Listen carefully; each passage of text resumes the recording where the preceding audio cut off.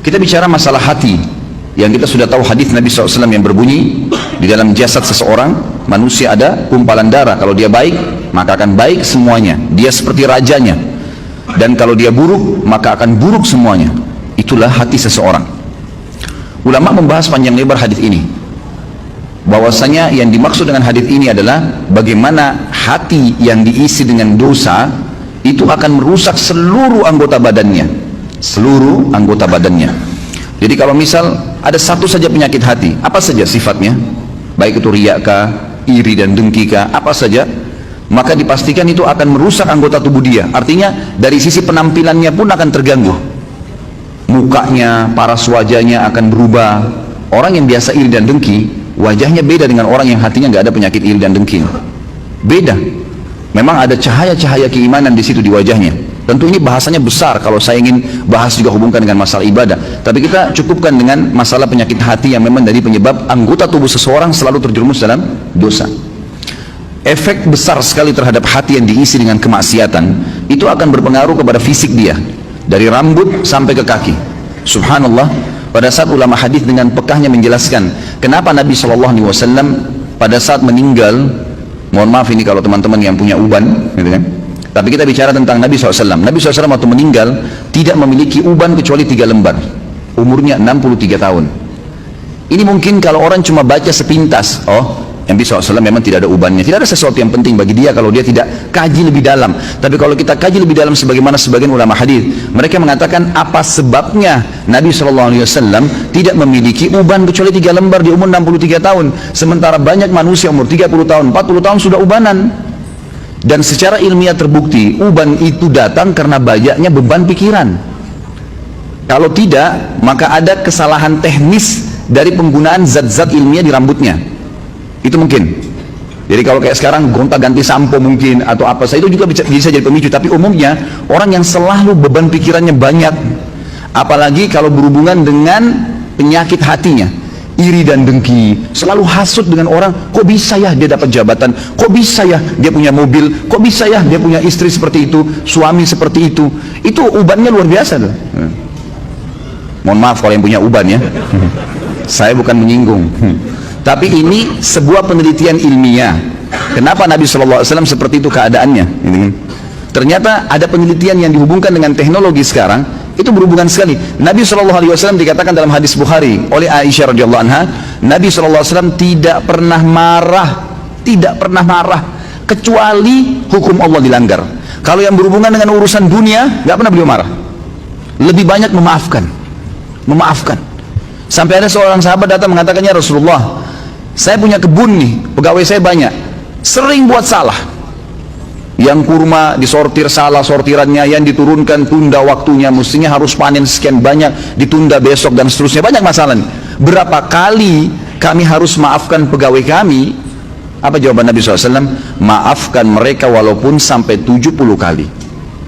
Bukan keluarkan, pecat.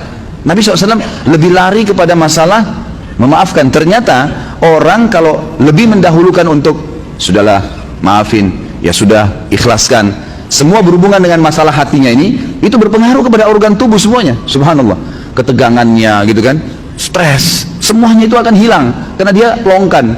Dan saya sudah bilang ikhwah dan akhwat rahimakumullah, dalam agama kita, kalau ada seseorang berbuat jahat dengan kita, jangan balas kejahatan dengan kejahatan. Nggak boleh orang gunjing kita balas dengan gunjing. Dia dosa, kita dosa, dia dihukum, kita dihukum. Sementara saya sudah bahasakan sering di pertemuan kita, dosa itu pasti punya efek jera yang besar. Kalau kita mencuri 1 juta, hukumannya bukan Allah akan ambil 1 juta dari kita, tapi Allah akan buat kita masuk rumah sakit dibiayai 100 juta. Efek jera dari 1 juta yang dicuri. Tidak ada dosa yang tidak punya efek jerah. Mesti ada, sekecil apapun. Tentu efek jerahnya itu sesuai dengan kadar perbuatan, tapi lebih berat daripada perbuatan dia. Dosa seperti segelas racun. 1 gelas racun ini sebenarnya secara medis bisa diobati dengan susu, karena susu minuman yang steril, bisa mengobati racun yang masuk dalam tubuh. Tapi pertanyaannya, apakah 1 gelas racun bisa diobati dengan 1 gelas susu? Jawabannya tidak mungkin. Mungkin membutuhkan sampai 1000 gelas susu. Artinya efek jerahnya besar. Maka kata kunci dalam hati seseorang. Makanya Kata para ulama, bisikan syaitan agar seseorang terjerumus dalam dosa dimulai dalam hatinya. Selalu hati yang terbisik, bukan di kuping kita, bukan di luar, di dalam hati. Tuh lihat tuh begitu tuh coba aja, tuh nggak apa-apa. Dalam hati bisikannya. Dan kalau kita tahan juga dalam hati, maka tidak akan ada masalah. Jadi hati ini memang betul-betul raja nih, kata para ulama. Nabi SAW pernah kedatangan seorang laki-laki dalam hadis Bukhari, ya Rasulullah, wasiatkan saya. Nabi SAW tahu orang ini emosional. Kata Nabi, jangan kamu marah. Marah itu penyakit hati loh ya, di hati. Tapi dia teraplikasikan nanti dengan gerakan tangan, ekspresi wajah. Tapi dia dari hati tuh. Nabi SAW ingatkan, jangan kau marah, hatimu tidak boleh. Apalagi ya Rasulullah, jangan kamu marah. Apalagi ya Rasulullah, jangan kamu marah. Nabi SAW, kata para ulama hadis, seringkali memberikan nasihat sahabat sesuai dengan keadaan yang sedang dihadapi oleh orang itu. Jadi makanya kita pun sebagai umat Nabi SAW tidak mengambil hukum spontan dari sebuah hadis, karena itu per kasus di zaman Nabi SAW, gitu kan?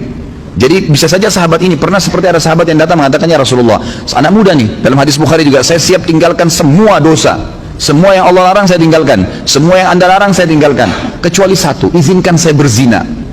Ini kasus lain lagi. Kata Nabi SAW, apa kau ridho kalau ibumu dizinai? Dia bilang tidak. Saudarimu tidak, istrimu tidak, tantemu tidak, anakmu tidak. Lalu kenapa kau ridho untuk dilakukan pada orang lain? Di sini Nabi SAW mengobati keadaan para sahabat yang sedang bertanya sesuai dengan kasus yang sedang dihadapin, gitu kan? Ini poin lainnya. Kita kembali kepada poin bahasan kita. Bagaimana Nabi SAW tidak tadi sampai beruban, kecuali hanya 3 lembar di umur 63 tahun, karena luar biasa dalam pengontrolan hati beliau. Tidak mudah marah kecuali hukum Allah. Lebih banyak memaafkan, gitu kan? Dan saya sudah bilang tadi, ikhwan dan akhwat sekalian, ingat, jangan keburukan dibalas dengan keburukan. Orang fitnah, biarin dia fitnah sampai dia capek, jangan dibalas dengan fitnah. Lalu apa yang saya harus lakukan, Ustadz? Maafkan. Masa sih Ustadz? Maafkan. Enak benar dia Ustadz? Maafkan. Nggak ada kata lain, jawabannya cuma itu, maafin. Baik. Lalu dia bagaimana? Sudah enak-enak berbuat fitnah saya, sebarin saya. Allah ada. Allah subhanahu wa ta'ala itu kita yakini sebagai orang beriman, Sami', maha mendengar, Basir, maha melihat, Alim, maha mengetahui. Nggak usah khawatir. Hukum yang telah Allah turunkan, setiap orang yang berbuat dosa pada Allah, dia kalau tobat Allah ampuni. Tapi kalau dosa berhubungan dengan hak makhluk, manusia, maka dia harus tobat kepada Allah dan meminta maaf kepada manusia yang dia buat salah. Gunjing, fitnah, mencuri, merusak nama baik. Jadi kalau kita begitu difitnah, langsung awalnya kita maafin, udah deh saya maafin. Allah mengatakan wal afina anin nas, hati kita steril kembali tuh. Kita mendapatkan pahala karena menjalankan perintah Allah dan Rasulnya, gitu kan? Dan dia, selama dia dalam hukum Allah yang kita yakini, dia selama tidak minta maaf dengan kita, hukuman Allah tetap datang pada dia. Gak usah khawatir, gitu kan? Apa yang kita mesti khawatirkan? Toh dia akan dihukum sama Allah kok. Orang tadi yang menendang kucing dengan menganggap, oh kucing ini gak bisa buat apa-apa, pasti Allah SWT datangkan hukumannya. Jadi kalau antum tiba-tiba jalan baik-baik saja, sepatunya baru, jalannya bagus, tiba-tiba keseleo, coba muhasabah tuh. Biasanya kata ulama, Allah subhanahu wa ta'ala pada saat mendatangkan sebuah